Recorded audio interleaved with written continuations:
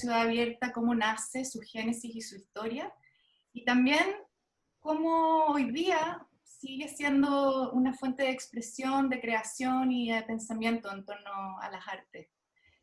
Para eso hoy día hemos invitado a 3 creadores, a 3 artistas que ya llevan 6 años trabajando juntos, colaborando, en torno a preguntas, conceptos y bueno, también a la ciudad abierta misma. Ellos son Javier Correa, que es cineasta, Sebastián de la Raechea, que es músico, y Victoria Yoli, que es artista visual y arquitecto. Ellos forman parte de la Ciudad Abierta Mereida, trabajan de manera colectiva desde el 2012 y desarrollan proyectos interdisciplinares entre arte, arquitectura, cine y música. Al mismo tiempo, a mí me gusta hablar de otros conceptos que hemos comentado con ellos, que son ejercicios visuales, actos poéticos, performance, desde luego, registro, y en realidad es un proceso vivo sobre el que nos van a contar. Ellos en 2017 realizaron una exhibición en el Museo de Bellas Artes titulada Mereida, la invención de un mar. Han estado también presentes en el Parque Cultural de Valparaíso, publicaron un libro, A Mereida, la invención de un mar, y también un documental generaron juntos. Y en el último tiempo han participado en la Bienal de Arte Contemporáneo y Performance Boca en Portugal y en la Bienal Internacional Foto Noviembre en Tenerife.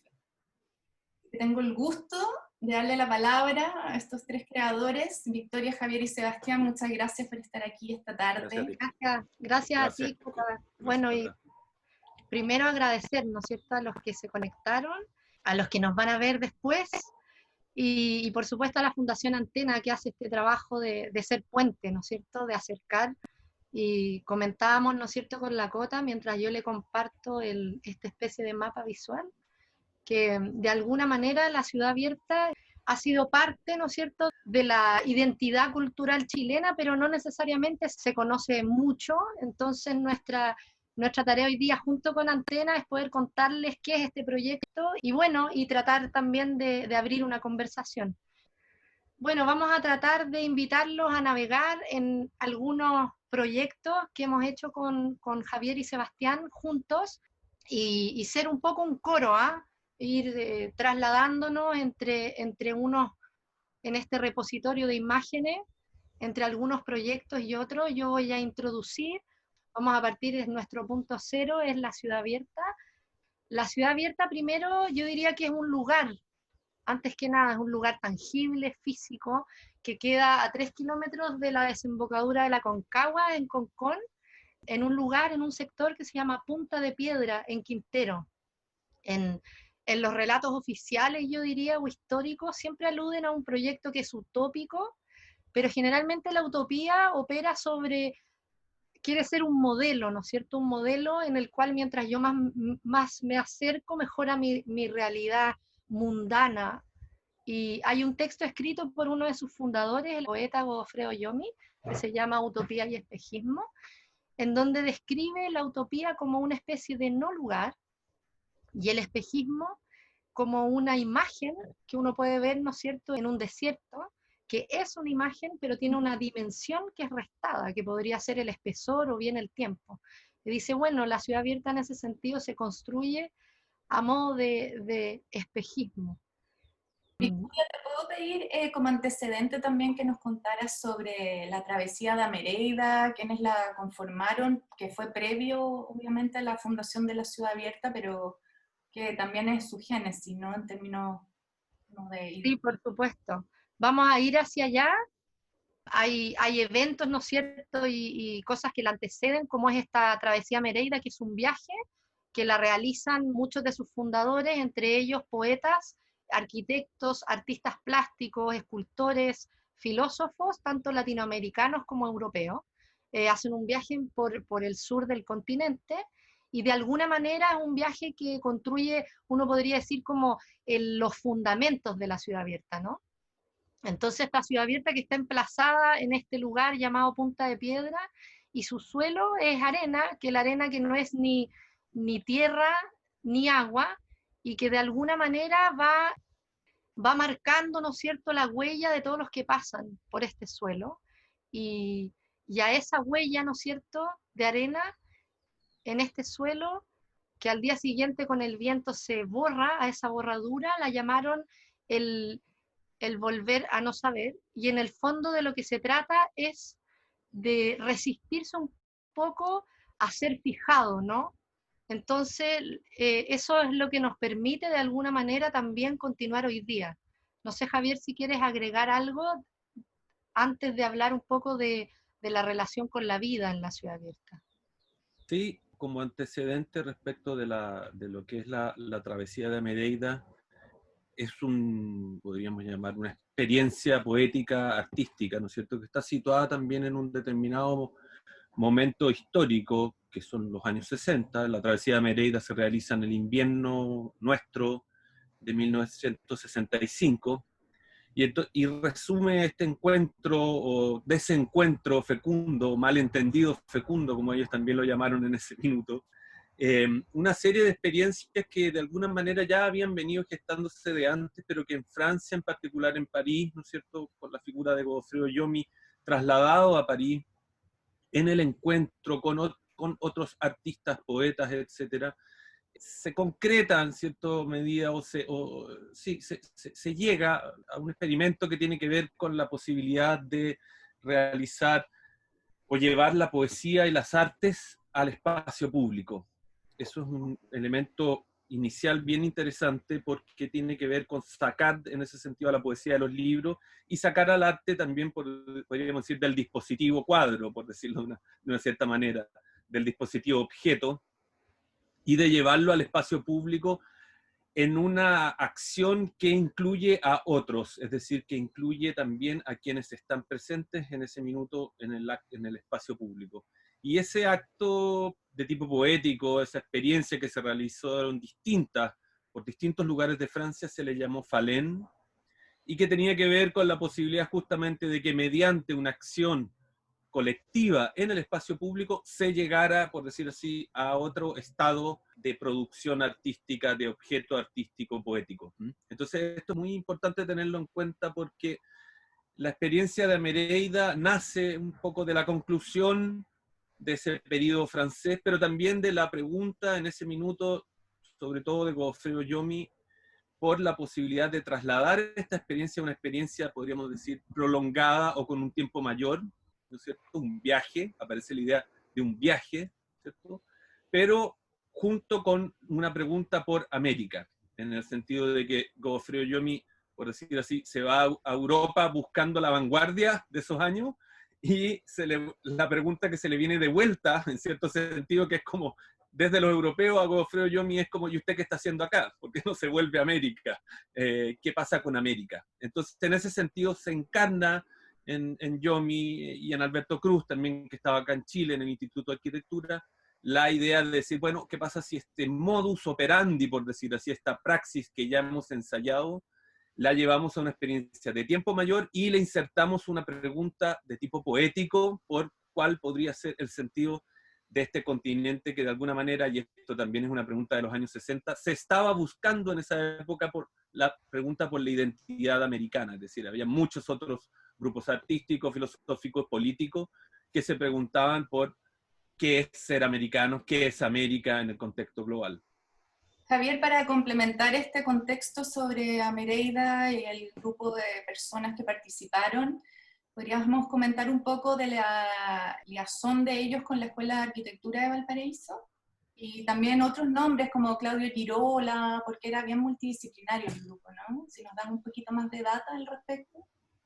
El grupo que va a la travesía de Mereida es un grupo, como lo dije antes, en donde cada uno hablaba su lengua, pero todos se entendían, ellos mismos lo dicen así. Es decir, ese ya constituye un grupo heterogéneo de personas, en donde hay una parte de ellos que viene de alguna manera de esta experiencia previa, que es el Instituto de Arquitectura y la Escuela de Arquitectura de Valparaíso.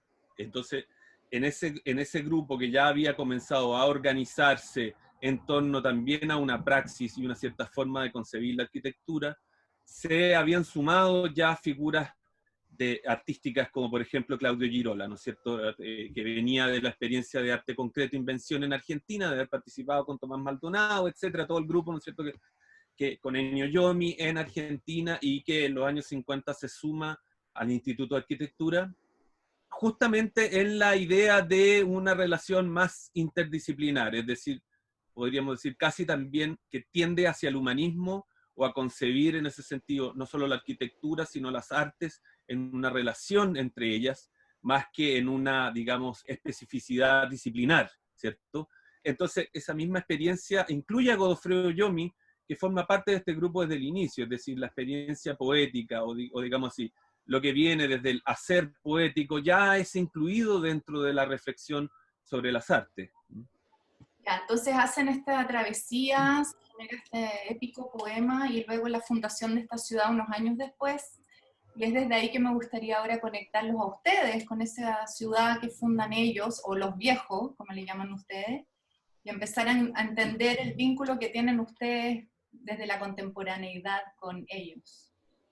Sí, en ese sentido, a lo mejor haciendo puente con lo que se ha dicho, hay que pensar que la travesía Mereida de alguna manera construyó el sentido, ¿no?, de la ciudad abierta, ese suelo sobre el cual se construyó y que, por ejemplo, conceptualmente construyó una América, ¿no es cierto?, que abandonaba como su pasado colonial, lo que significaba, por ejemplo, en la arquitectura, tener construcciones donde no existían las fachadas principales, por ejemplo, sino que eran un poco al modo de la escultura, donde hay una especie de equivalencia del valor de las obras, ¿no es cierto? Entonces, esta América fuera de la conquista europea, que tenía su propio norte, como también dijo en los años 40, ¿no es cierto?, el uruguayo Torres García, y que ya no solamente era habitada por los bordes, ¿no es cierto?, para extraer su riqueza y después irse, sino que era un lugar para como una posibilidad de remirarla bajo este poema homónimo que es Amereida.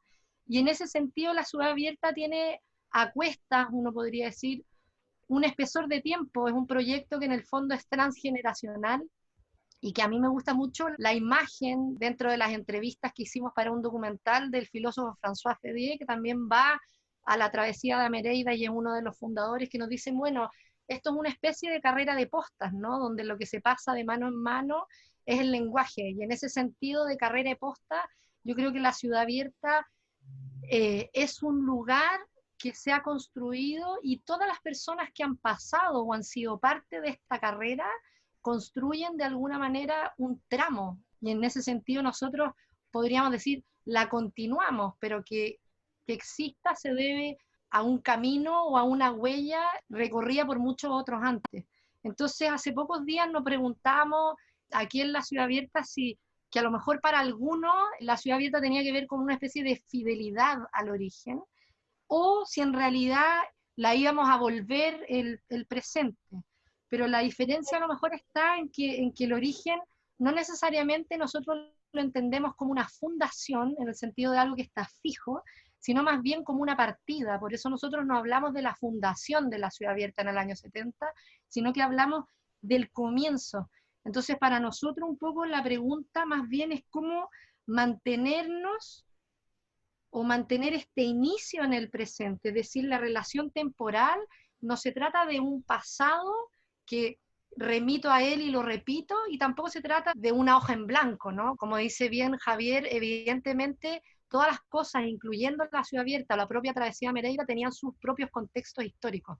Entonces, de alguna manera, un primer trabajo que hicimos juntos fue darnos a la tarea de ir a buscar esa fuente, este origen, pero de alguna manera ya no recibirlo interpretado o como un viaje, por ejemplo, a Mereida de profesores universitarios, sino que en realidad ir a encontrarnos con los que quedaban vivos de esta travesía para preguntarles a ellos de este inicio también de la ciudad abierta.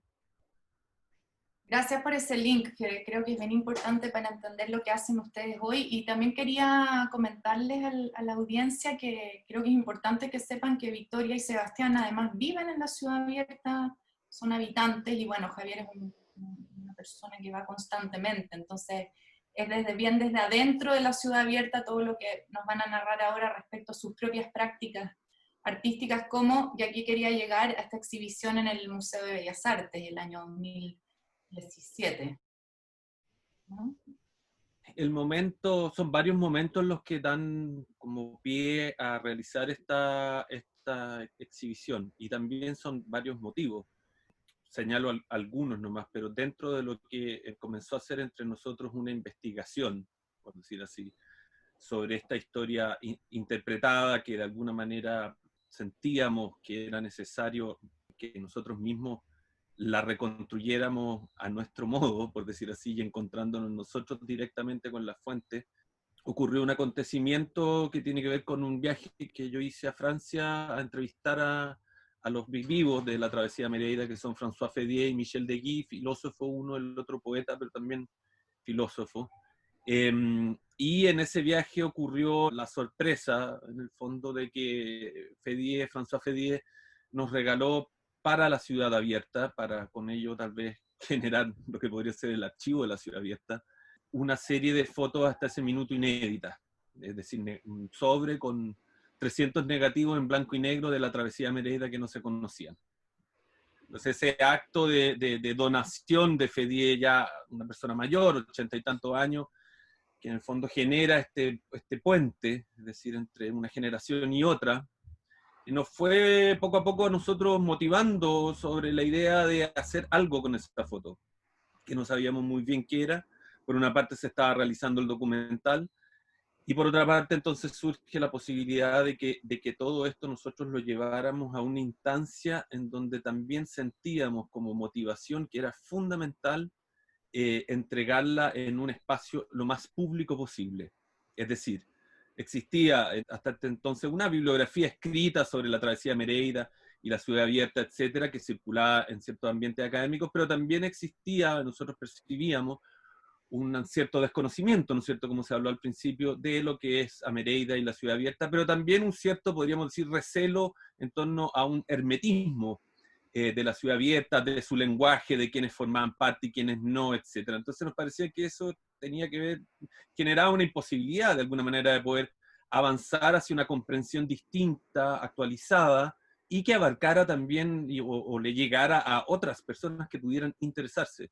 Entonces, eso motiva al inicio del proyecto de hacer esta exposición, en donde colocaríamos las fotos en primer lugar, era lo único que teníamos, y luego, bueno, se fue desarrollando todo lo que sigue, que Victoria y Sebastián pueden complementarlo más.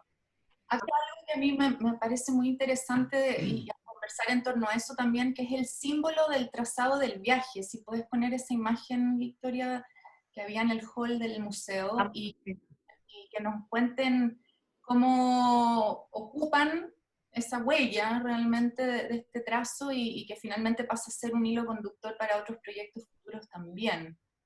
De alguna manera, la misma exposición para nosotros era una puesta en marcha y una práctica de nuestras como propias disciplinas, ¿no? Entonces, en ese sentido, lo que tratamos de hacer es más de hacer una instalación que mostrar el sentido de la travesía de Mereida, y no necesariamente una exposición donde había una especie de cronología o de orden cronológico del viaje, sino más bien presentar el viaje como lugar, como posibilidad de lugar. Y lo que tratamos de hacer en el fondo es de trasladar la imagen ya no a un cuadro, ¿no es cierto?, bidimensional o a una vitrina con unos materiales de archivo, sino que cruzar un poco las bitácoras que se pudieran tocar y leer, y todas las imágenes ir agrupándolas, ¿no es cierto?, en una especie de, nosotros los llamamos a lugares. Le voy a dar el link a Sebastián porque esto no se escucha, pero la música también era parte importante de esta instalación, porque de alguna manera no solamente había dibujo, espacio, imagen,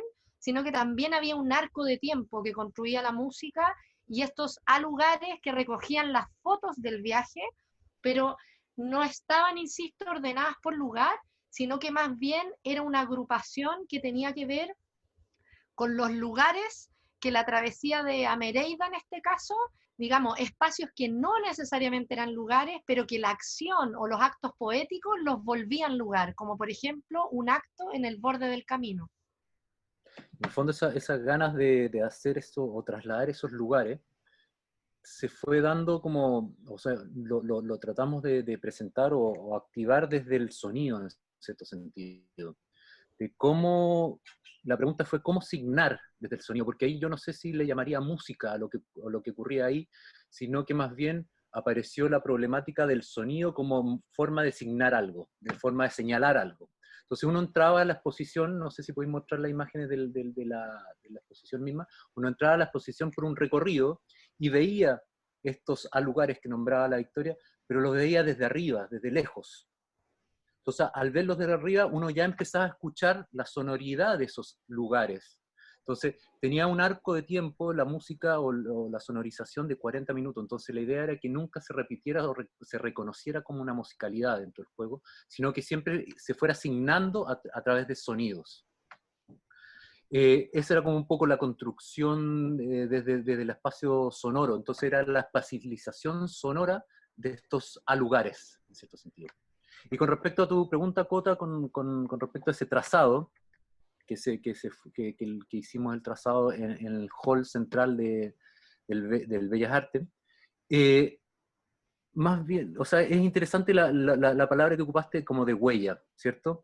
Y nosotros entendemos la huella como aquella cosa, por ejemplo, cuando salimos a caminar en las dunas, la acción que uno comete es caminar, ¿cierto? Uno camina por las dunas. Pero lo interesante, toda la energía está puesta en ese caminar. Pero ese caminar o esa acción nos devuelve sin que queramos una huella. Entonces voy a esto. Acá nosotros trazamos el recorrido que hicieron estos viejos por la Mereida, y lo trazamos en el hall central del Bellas Artes, como un poco un pequeño signo para poder acceder a la Sala Mata. Después esa misma huella la trasladamos en el Parque Cultural con una acción temporal que está trabajando, que está dibujando ahí Victoria, en una performance que hicimos sonora y visual, en donde ella fue trazando este mismo recorrido, pero esta vez a través de un trazo negro. Entonces, ¿a qué voy con esto? Es interesante cómo estas acciones, que son la potente, que podría ser ya la travesía Mereida, van generando huellas que son otra cosa. En el caso de la travesía, este trazado. En el caso de la exposición, esta acción performática. Y en el caso de esa acción performática se fue trasladando también a algo que nosotros hacemos, que son los conciertos o performances que hacemos en la Ciudad Abierta, que ya llevamos alrededor de 10 años haciéndolo en la Ciudad Abierta, y que se busca un poco poner en relación estas huellas o tópicos que se están tratando en la Ciudad Abierta con lo que proponen los músicos para sus conciertos. Y esta forma de poner en relación a la Ciudad Abierta con los músicos está desde la propuesta espacial, desde una propuesta espacial, ya sea de escenografía, hasta una intervención performática de las propias composiciones. Es decir, en cierto sentido, se busca proponer en conjunto, entre la Ciudad Abierta y los músicos, una forma, ojalá lo más contaminada posible, de presentar aquel repertorio musical. En el fondo, la pregunta es básicamente, ¿cómo ese repertorio se contamina con la Ciudad Abierta para poder presentarse en la Ciudad Abierta? Básicamente se va, como en todo el fondo, estas huellas van contaminando ya sea a los músicos, en los conciertos, nosotros con la música. Entonces la idea es como siempre ir generando estas huellas y releyendo estas huellas.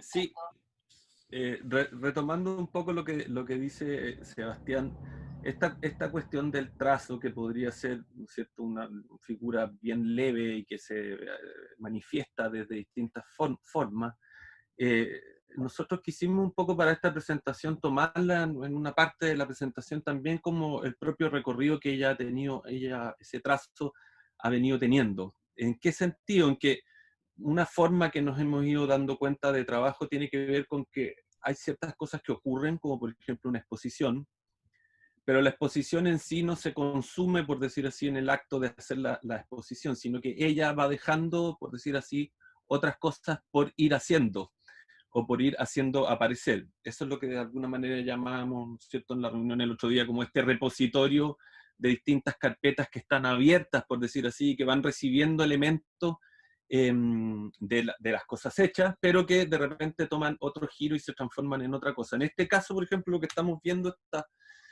estas borraduras que se hicieron en el Bellas Artes, se hicieron en el momento de desmontar la exposición.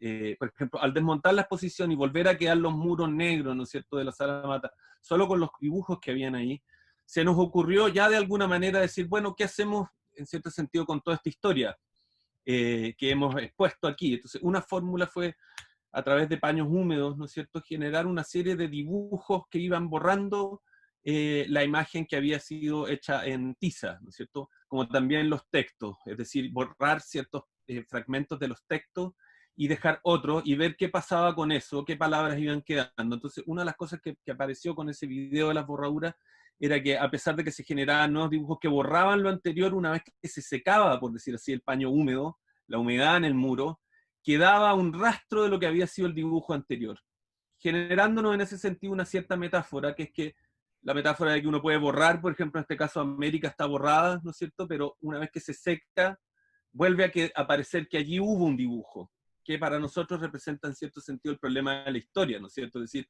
uno borra, pero siempre va quedando, por decir así, un estrato allí, presente. Entonces, ¿qué ocurrió finalmente con esta performance que la registramos?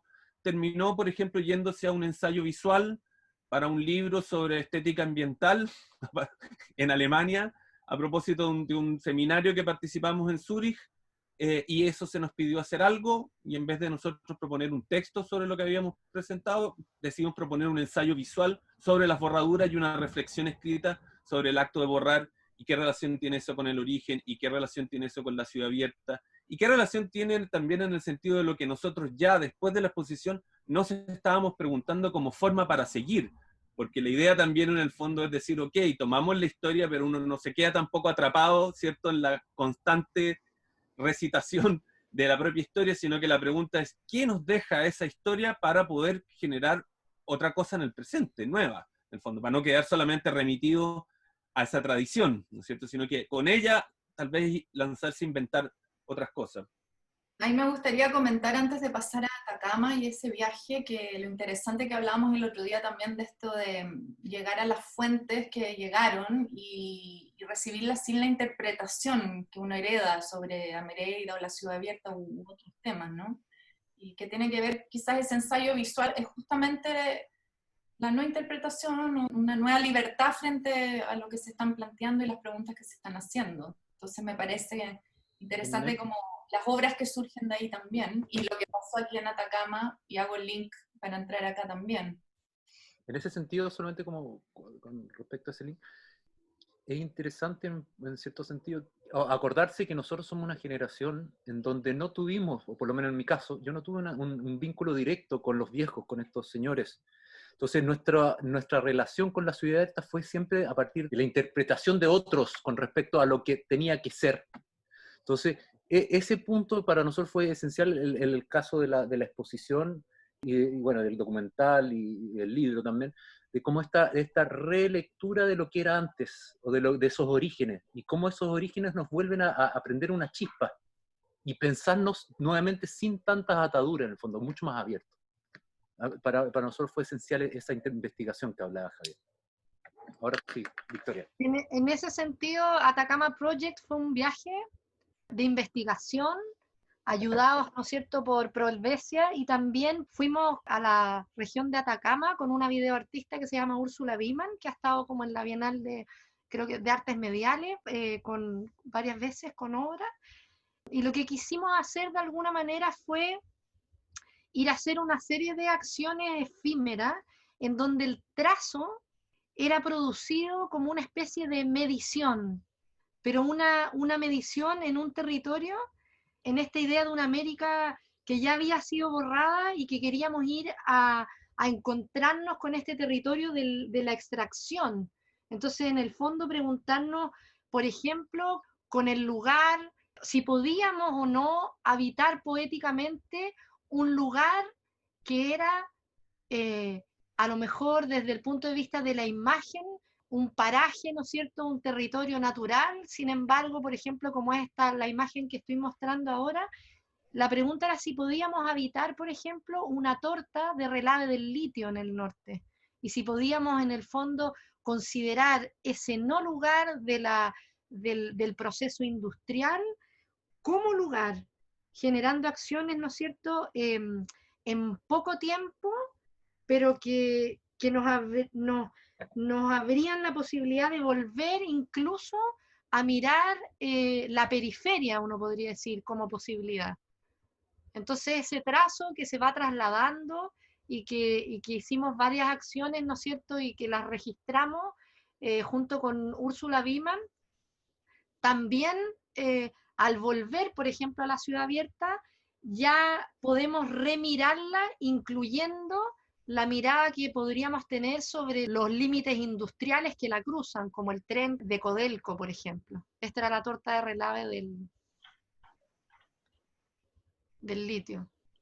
Tú me contabas el otro día que eso incluso los había llevado a considerar y observar todo lo que implica el tren que pasa ahí al lado de la ciudad abierta, que quizás lo empezaron a mirar de otra manera también, ¿no? Conectaron ahí con otros temas. Exacto. Después de esa como viaje de Atacama, empezamos a desarrollar unos ejercicios, ¿ya? Con esta misma pregunta de este trazo en el territorio, o este movimiento de tierras, o este movimiento que también generaba el mismo aire de estos polvos que la Victoria tiraba en estos lugares. Y empezamos a trabajar en este ejercicio y, que aún está abierto en cierto sentido, que en el fondo queremos seguir trabajando en él. Entonces es un ejercicio que no está terminado. Y es básicamente una performance en donde la acción de pintar en vivo, en conjunto con la música, obviamente que también en vivo, buscan construir una imagen transitoria, poniendo en relación las artes visuales con las artes sonoras, pero en el fondo la pregunta es ¿desde dónde en el fondo? Y es básicamente desde la incorporación del tiempo como elemento plástico, que abre la pregunta por la apropiación de la imagen y su movimiento. Esto como básicamente lo voy a explicar de manera muy sencilla, en donde esta imagen, al igual que la música, aparecen desde el silencio o el negro, en el caso del pizarrón o de la pintura, ¿cierto?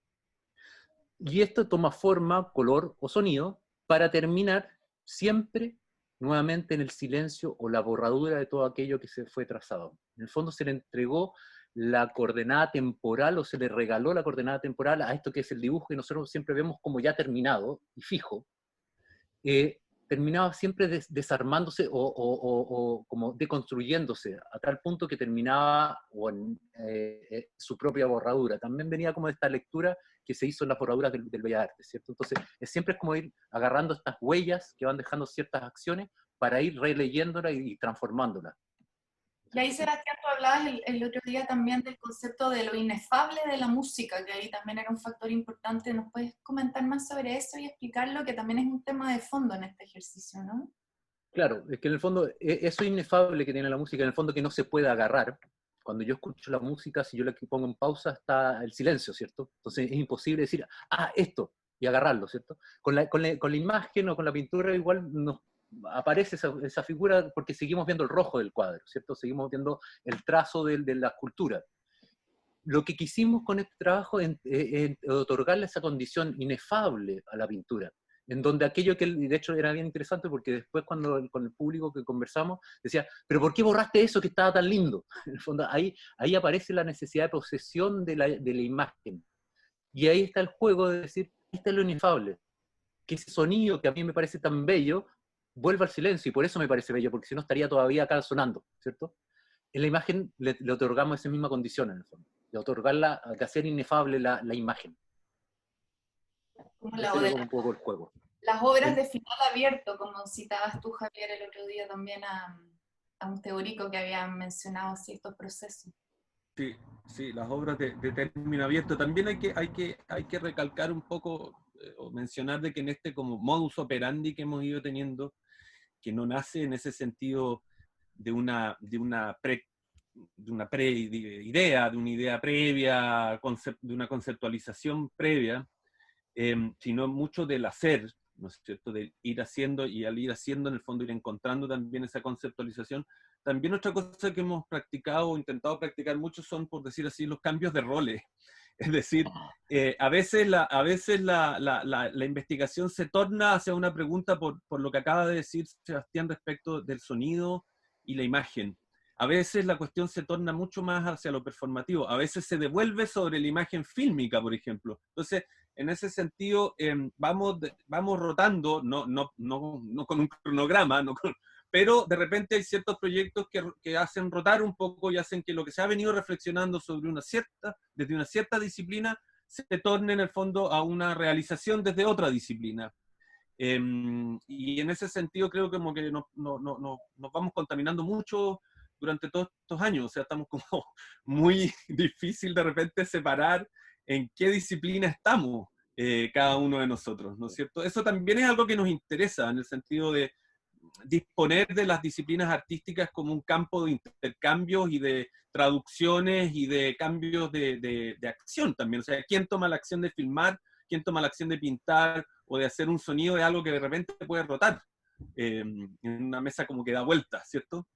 Eso a mí me parece muy valioso como grupo y también el concepto de hablar de los procesos vivos, que es todo lo que nos han mostrado hasta ahora. Uno podría más o menos quizás definirlo en ese lugar como si es que uno quiere definir, porque no es que haya que hacerlo, pero para el público a veces es interesante conocer nuevos conceptos, y obras de final abierto, proceso vivo, ambos me parecen características de todo este trabajo, estas prácticas. Aquí estamos entrando a otra más. Esta tiene que ver con lo que podríamos llamar como la puesta a prueba de esos trazos que se habían hecho en Atacama, antes, etcétera, en los propios terrenos de la ciudad abierta. O sea, asumir la condición de la ciudad abierta no solo como un terreno, sino también como intentar a pensar, como habíamos pensado un poco en Atacama, en estos otros lugares, ¿no es cierto?, o en estos lugares que de alguna manera están en los márgenes, por decir así, de la historia, lo que Lyotard llama los inmundos, es decir, los mundos que no logran en el fondo concretarse y ser asumidos como mundos, sino que quedan como en un lugar de indefinición. También nos empezamos a preguntar de cómo ese trazo en el fondo podía ir a trabajar en esos espacios inmundos, en cierto sentido, como la línea del tren, por ejemplo, como límites mismos de la ciudad abierta, en donde en el fondo no se sabe muy bien si está en el campo, si está en la ciudad, etcétera, y con eso también empezar a asumir una reflexión contemporánea también respecto del lugar en donde está la ciudad abierta ubicada. Es decir, ya no pensar la ciudad abierta como un lugar, en ese sentido, como una especie de islote separado del mundo, sino afectado también por el mundo. En ese sentido, por ejemplo, la línea del tren, que nos recuerda, cuando yo voy a dormir ahí, pero ustedes también, que nos recuerda constantemente durante el día, son como las horas canónicas, cuando el tren pasa de ida de vuelta con los ácidos o con las placas de cobre a la vuelta, ¿no es cierto?, y atraviesa. También nos recuerda, por ejemplo, nos sigue recordando sobre esa condición extractivista, en el fondo, del terreno. Entonces, de esa manera también activa una reflexión en torno al presente, a las condiciones de lo que está ocurriendo en el presente, ¿no es cierto? La ciudad abierta, estamos cerca de Quintero, ¿no es cierto?, zona de sacrificio. Entonces también aparece el problema de la zona de sacrificio. ¿Qué pasa con esa relación? Entonces, en ese sentido también buscamos un tipo de reflexión que incluye esas condicionantes contemporáneas dentro del hacer, y que nosotros tratamos de irlas interrogando. Todas esas acciones que íbamos haciendo, por eso hablamos del repositorio, en el sentido como de una alacena, que no necesariamente tiene claro como su objetualidad, o si va a ser exposición o no, o si se va a transformar en un ensayo, sino que más bien como una especie de práctica, fue de alguna manera una especie como de materia prima cuando nos invitan a la Bienal Boca en Portugal a hacer una performance en el Museo de Arte, Arquitectura y Tecnología de Lisboa, en la Sala Oval, y todas esas acciones que estábamos haciendo durante un periodo de un año, las trasladamos como unas especies de cápsulas visuales que proyectamos desde el techo de la Sala Oval del MAC, donde trabajamos ya colaborativamente con 10 estudiantes de arte portuguesa y también 4 intérpretes de música para hacer una sola obra que de alguna manera tenía relación con la circunnavegación de Magallanes. Se cumplían 500 años, y de alguna manera lo que hicimos, más que una conmemoración del viaje, fue la pregunta por lo que trajo ese viaje, ¿no es cierto? Se completa el mundo, se sabe, ¿no es cierto?, el tamaño, aparece el Mar del Sur, es el Océano Pacífico, pero sin embargo trae también, ¿no es cierto?, todo lo que trae la conquista, las preguntas, digamos, los conflictos con los pueblos originarios, etc. Entonces lo que trabajamos en esta especie de sala oval fue primero trasladar esos papeles que habíamos un poco convertido en ríos en la ciudad abierta para construir unos pedazos en algunos casos o unas masas continentales que empapelamos encima y que junto con estas estudiantes de arte, durante la performance con unas linternas, íbamos después de trazar la circunnavegación, íbamos rompiendo este papel y iba apareciendo, ¿no es cierto?, todo lo que era, digamos, estos continentes.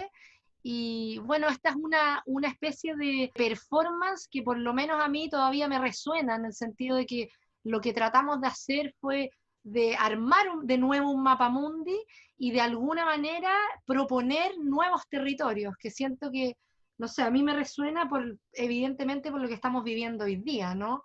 Y en el fondo lo que tratábamos de hacer era de poner al público en relación, que se ubicaba en un perímetro, con un ejercicio que terminaba de alguna manera con deconstruir este mapa. Estos son un poco los rastros y las huellas que quedaron después de esa performance. Y de aquí sí podríamos pasar quizás a arte abisal, que nos cuenten sobre eso también. De hecho, este punto nosotros lo nombramos como número 1, no es que estemos volviendo atrás, sino porque en el fondo acá uno ve muy ordenado todo el asunto, pero el asunto no es nada ordenado. Y básicamente porque Arte Abisal es un proyecto que nace como de manera paralela y que nos sigue hablando y sigue construyendo nuevas coordenadas, ¿ya? Es un colectivo artístico que formamos desde hace aproximadamente 6 años junto a jóvenes autistas de la comuna de Quintero. Y básicamente en este colectivo nos juntamos toda la semana idealmente para buscar generar acciones artísticas en la extensión de la ciudad abierta. Y una de las cosas, dentro de las muchas, sí, porque ahora no nos cabe, sería como hablar con toda una sesión con respecto a arte visual, pero una de las cosas que nos ha abierto, que yo creo que es importante rescatar porque nos abrió muchas otras coordenadas hacia adelante, este colectivo es la pregunta por el habitar desde otros lugares y de otras posibilidades de mundo específicamente, y como podría ser el caso, en el fondo de este caso, de los autistas, como esa posibilidad de mundo, cómo se habita desde ese otro lugar, no mirándolo como algo menor, sino que una propuesta que nos puede enseñar mucho de esta nueva forma de habitar. Y pongo como ejemplo, en el fondo, esto que estamos hablando hace mucho tiempo, la línea del tren, que gracias yo creo que a los autistas también nos apareció esta nueva forma de habitar este espacio, ya sea por Atacama, pero también con ellos, en el fondo. Y en el fondo que nos aparece como un espacio que está construido y pensado solo para la productividad, ¿cierto? Eso residual que hablaba Javier. En el fondo, que en cierto sentido, este es el cobre de Chile, que pasa al menos 10 veces al día por acá, por los terrenos de la ciudad abierta. Pero es interesante que cuando empezamos a accionar este territorio, con el colectivo y sus propios cuerpos, se propuso una nueva forma de habitar ese espacio, que antes solamente se nos presentaba como posibilidad productiva, ahora se nos presenta como una otra condición. De hecho, cuando hablamos con un filósofo, Alexander Chit, y le mostramos este proyecto, él nos decía, acá hay una propuesta poética de habitar esos terrenos como inmundos, que llamamos esos terrenos imposibles. Entonces es interesante cómo el colectivo, desde ese punto, nos abre una coordenada para leer nuevamente terrenos que nosotros ya dábamos por leídos. Ya llevamos 50 años en la ciudad abierta y ya decíamos que ya conocíamos nuestro terreno. Pero cuando empezamos a habitar con ellos estos espacios, aparecen nuevas coordenadas y nuevas formas de habitar. Entonces siempre de estas acciones artísticas se van leyendo nuevamente estos espacios. Entonces eso para nosotros fue fundamental. Al mismo tiempo entendiendo las artes y la creación como posibilidad de inclusión también y de comunicarse desde otros lugares con personas con autismo en este caso, y me parece una práctica bastante ejemplar como en términos de arte y educación, o arte terapia incluso. Y por eso quería que también habláramos de arte. Pero claro, más que arte terapia es importante para nosotros como destacar que es una relación con ellos. El arte de terapia igual busca la terapia con respecto al arte, ¿cierto? Acá es una pregunta solamente por el hacer. Y ahí pongo el punto que es horizontal. No estamos buscando terapiar a nadie, sino que es un colectivo que ellos nos muestran muchas situaciones. De hecho, lo que has hablado es que ellos nos están mostrando una nueva forma de vivir, una nueva forma de habitar. Y somos nosotros en el fondo los terapiados, si se puede mirar de alguna manera, ¿cierto? Cuando hablan de los impactos comunitarios, que hay que pensarlos al revés también, ¿no? Como las comunidades terminan impactando al que va a impactar y se invierte. Sí, absolutamente. Bonita manera de mirarlo.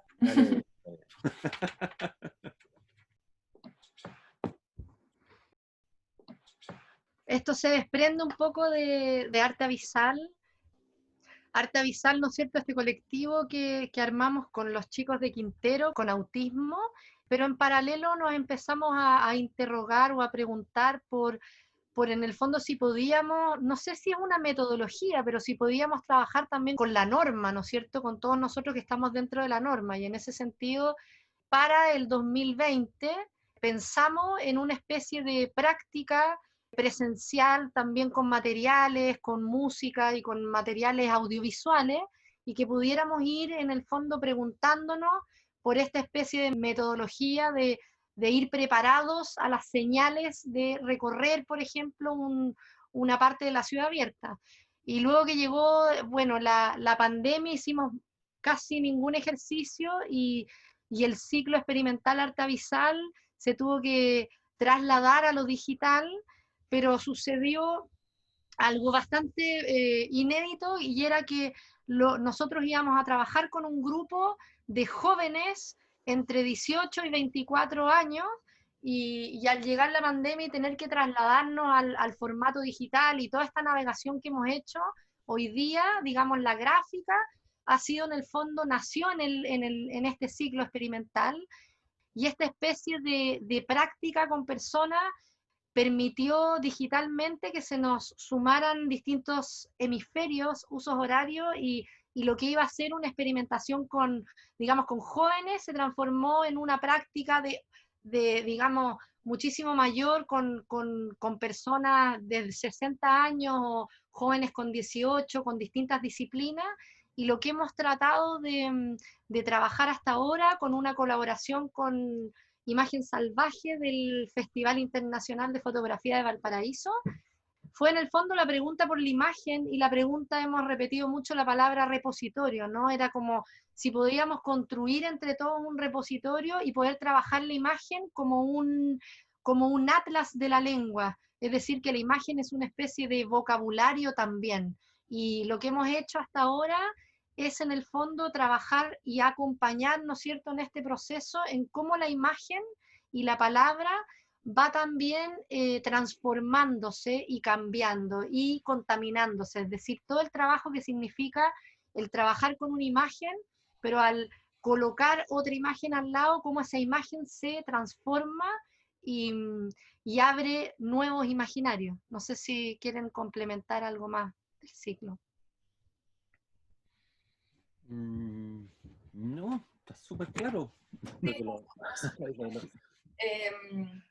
A mí me gustaría rescatar también algo que es bastante presente en su práctica y constante, que es la pregunta, ¿no? La pregunta como dispositivo también creativo y que va generando eslabones de conexión de unas cosas con otras, y al mismo tiempo hay preguntas que también vienen desde los viejos de Mereida, de la ciudad abierta, y ahí se va generando toda esta orgánica y todo este proceso vivo del que hablábamos.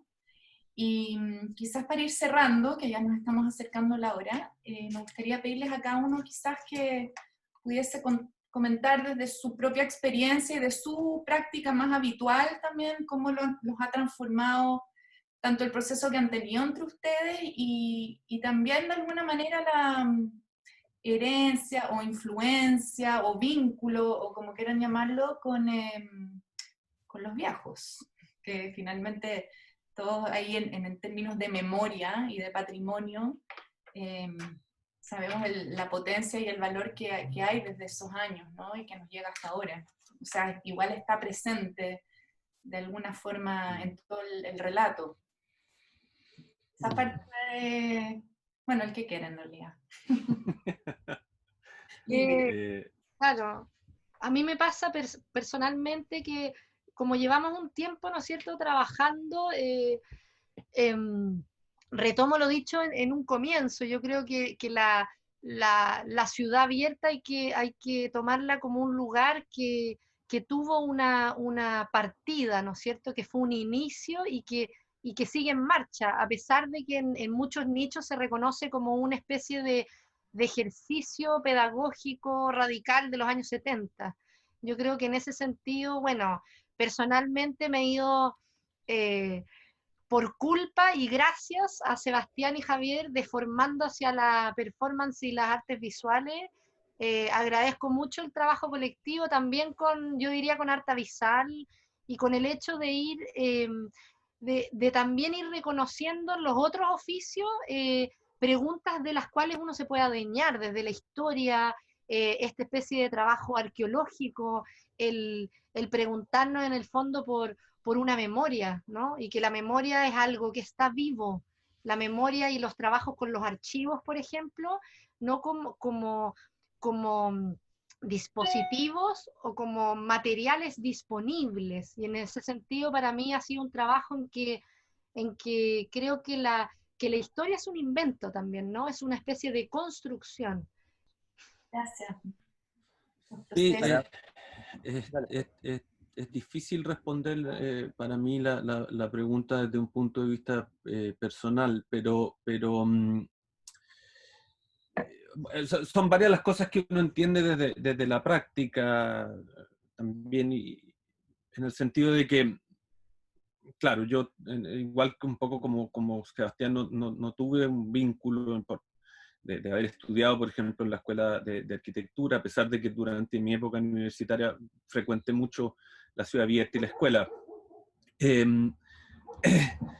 Pero una cosa que uno aprende de esta experiencia y de Amereida, creo yo, para mí es en un primer lugar la posibilidad de la contaminación de las lenguas. Eso me parece muy, muy atractivo. Me cambió mucho en ese sentido la concepción del trabajo, de la producción artística como una cuestión puramente autorial o muy fijada en la figura del genio, que creo que es una figura en ese sentido que está ya bastante bien discutida, ¿no es cierto?, a estas alturas del partido. Entonces, en ese sentido, la figura del genio autor y su obra, ¿no es cierto?, creo que esta forma de trabajo colectivo o esta noción de que entre varios se contamina, se traduce, se retraduce y se llegan a otras cosas, a mí personalmente me influyó mucho en el sentido de poderme ir despojando de la idea del autor y del calvario del genio. Eh, y del ego en ese sentido. Finalmente tiene que ver con una cuestión sobre el ego. Entonces, eso por un lado. Por el otro lado, la cuestión del lugar, es decir, la cuestión de la ciudad abierta como una posibilidad. O sea, realmente experimentar la ciudad abierta como un lugar que es posible y que se mantiene porque sigue siendo posible y no es fijado por decretos o declaraciones de ningún tipo, ¿no es cierto?, ni institucionalidades que le fijan en ese sentido el propósito, mantiene o hace que permanezca como un lugar al cual está realmente ahí abierta la posibilidad de que el arte no quede en el fondo cosificada dentro de ese tipo de dimensiones, sino que se mantenga como una dimensión que puede ser muy precaria e incluso torpe e incluso ingenua, ¿cierto? Pero que en el fondo trae estas otras dimensiones que yo encuentro que son interesantes en general en el hacer artístico. Y por último, bueno, la relación creativa también que hemos mantenido, que eso para uno que no vive allá, por ejemplo, es una especie de estado de constante melancolía o nostalgia de no estar allá en la contaminación. Y entonces en ese sentido yo aprecio mucho como ese trabajo juntos en algo. muchas gracias, Javier, por tu visión. Y para cerrar también, Sebastián, tus palabras. Sí, es cercano a lo que dice, o sea, de hecho, va del mismo lado por donde habla Javier, que es por ese sentido la propiedad. Y ahí como Bárbara Kazan habla de que las lenguas no nos pertenecen, ¿cierto? Sino que más bien nosotros le pertenecemos a ellos porque gracias a ellos podemos pensar lo que pensamos y desde dónde pensamos. Me pasa un poco lo mismo con la ciudad abierta, que en el fondo la ciudad abierta no nos pertenece, sino que más bien nosotros le pertenecemos a ella. Y hay una relación ahí que en el fondo, al estar acá, lo que se piensa un poco es desde esa apertura que habla Javier, de que está la obligación de hacer. Entonces, no es que yo llego con mi imagen de decir, yo quiero que la ciudad abierta sea, por ejemplo, absolutamente de los animales naturalistas, y por lo tanto la transformo en ella. No, es un juego en donde la ciudad abierta ya funciona en sí misma. Entonces uno llega acá y la está construyendo. Entonces es un juego por la construcción y la autoría, en cierto sentido, queda de lado. De lado, porque en el fondo está este juego de las lenguas, en el fondo. Está siempre transformándose. Bueno, estimados Victoria, Javier y Sebastián, desde Fundación Antena les agradecemos por esta hora de oportunidad de aprendizaje, en realidad, sobre todo lo que hemos conversado, y muy interesantes las nociones que dejan instaladas para preguntarnos también en torno al lenguaje, a la coautoría y al trabajo colectivo, y por supuesto que a la memoria también y al territorio. Así que muchísimas gracias y les deseamos mucha suerte en todo lo que vengan sus proyectos. Buenas noches.